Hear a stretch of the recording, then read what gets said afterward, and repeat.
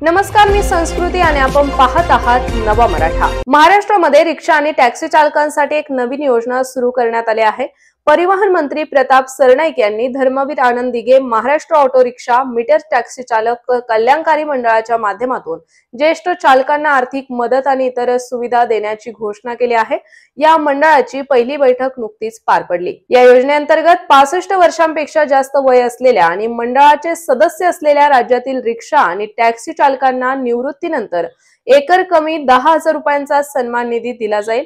ही घोषणा परिवहन मंत्री यांनी केली आहे। यामुळे वृद्धापकाळात त्यांना आर्थिक सुरक्षितता मिळणार आहे। तसेच या मंडळाच्या सदस्यांसाठी अपघात विमा आणि जीवन विम्याचा देखील विचार केला जात आहे। तसेच त्यांच्या मुलामुलींसाठी शिष्यवृत्ती योजना सुरू करण्याचा मानस आहे। कर्तव्यावर असताना अपघात झाल्यास चालकाला आर्थिक सहाय्य केले जाईल।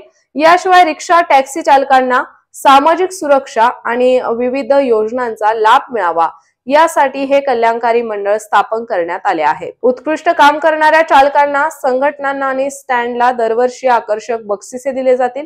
तसेच राज्य सरकारने मंडळाला 50 कोटी रुपयांचा निधी दिला आहे। संपूर्ण राज्यात जवळपास 10 लाख रिक्षा टॅक्सी आहेत।